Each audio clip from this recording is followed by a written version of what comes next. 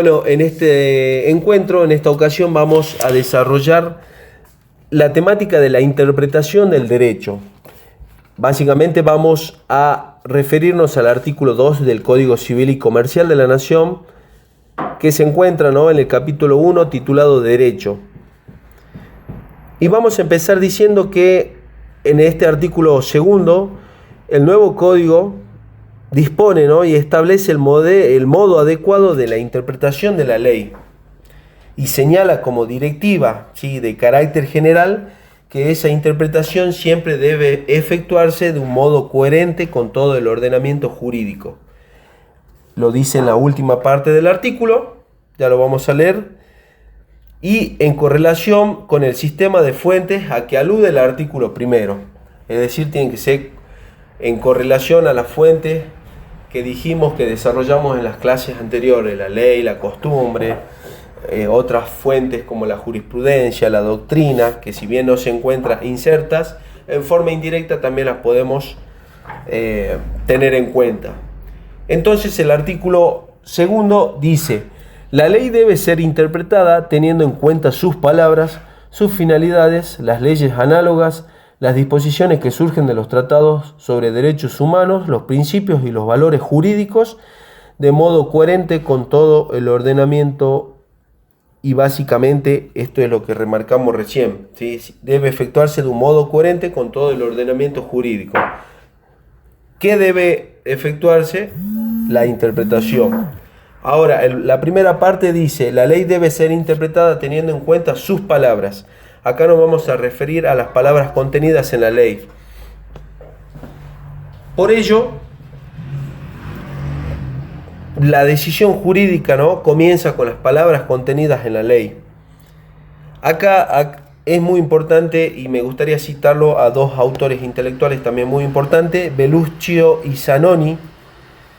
Ellos dicen que no implica que la interpretación debe ser efectuada en forma literal, sino que los jueces deben determinar el sentido de las palabras y los términos, estableciendo su sentido jurídico, aunque resulte distinto de su acepción semántica o vulgar, ¿sí? Acá básicamente hay una preeminencia interpretativa, ¿no?, al sentido de las palabras contenidas en la norma, y debe presumirse que dichas palabras han sido escogidas por el legislador en forma reflexiva, voluntaria y deliberada, para que resulten la plena expresión de su voluntad a la hora de legislar, y por haber considerado que las mismas son las que mejor expresan la regla que la ley establece, ¿sí? Básicamente esta es la acepción. Es decir, acá no debe ser, como dicen estos autores, interpretados en forma literal, sino que los jueces deben determinar el sentido de esas palabras. Es decir, establecer, concluir con un sentido jurídico, ¿sí? También el artículo segundo habla sobre sus finalidades, dice. ¿A qué se refiere cuando hablamos de la finalidad de la ley? Tradicionalmente, la doctrina, según el doctor Vítolo, ha interpretado, ¿no?, que la finalidad de la norma es un criterio vinculado a la intención del legislador, y esto ya lo desarrollamos en la clase pasada. Ahora, con un buen sentido, este nuevo código innova, ¿no?, en esta materia para referirse simplemente a las finalidades, ¿sí? El código, ustedes si ven el artículo segundo, dice finalidades, ¿sí? Y acá lo vamos a poner entre comillas. Entonces, al haber restringido, ¿no?, la interpretación de la finalidad de la norma, identificándola, ¿no?, con la intención del legislador, como dijimos en la clase pasada, hubiera producido esto, ¿no?, un estancamiento interpretativo en el tiempo, ¿sí?, sin permitir la adaptación de dicha interpretación a la cambiante dinámica de la realidad económica y social.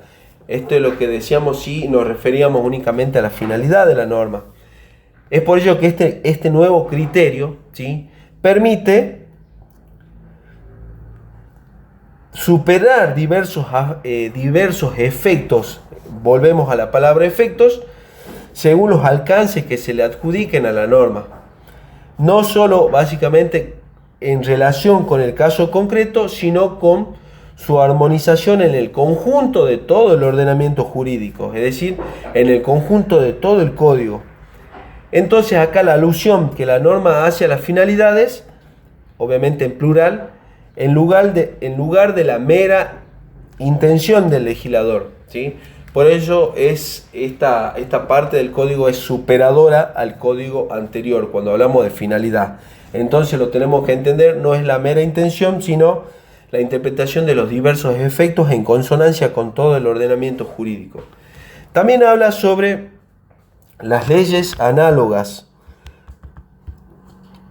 y en cuanto a esta cuestión, algunos autores incluyen como fuente con el propósito, ¿no?, de conferir libertad al juez en diferentes supuestos, ¿sí?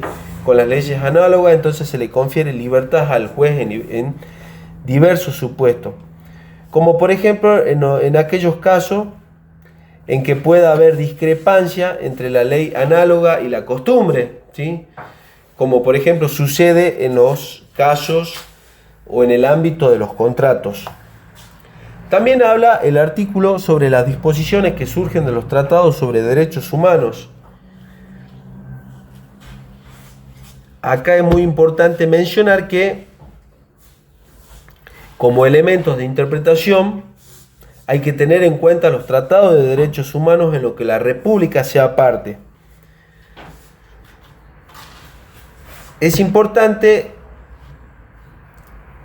mencionar que estos tratados deben tenerse en cuenta, ¿sí?, los tratados de derechos humanos, pero no son los únicos, sino que también deben tenerse en cuenta todos los tratados internacionales suscritos por la nación, en la medida en que los mismos resultan obligatorios, ¿no?, conforme a lo dispuesto en el artículo 31 y en el artículo 75, inciso 22 de la Constitución Nacional.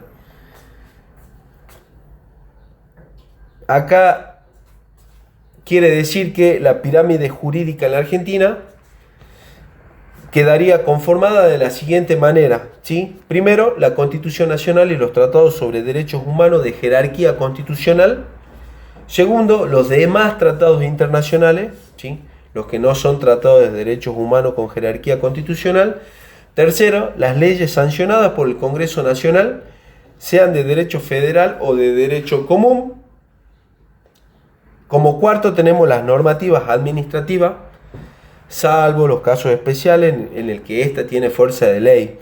Y por último, la legislación provincial, en tanto no contradiga básicamente al texto constitucional federal, ¿sí? Así quedaría conformada, digamos, la pirámide jurídica argentina. Entonces, a esto nos referimos cuando habla el artículo segundo a las disposiciones que surgen de los tratados sobre derechos humanos, ¿sí? Y básicamente ahí lo tenemos ubicado. Y también habla este artículo sobre los principios y los valores jurídicos. En este nuevo código se señala, ¿no?, como mecanismo de interpretación lo que se deriva de los principios y de los valores jurídicos, que básicamente son normas de integración y de control axiológico.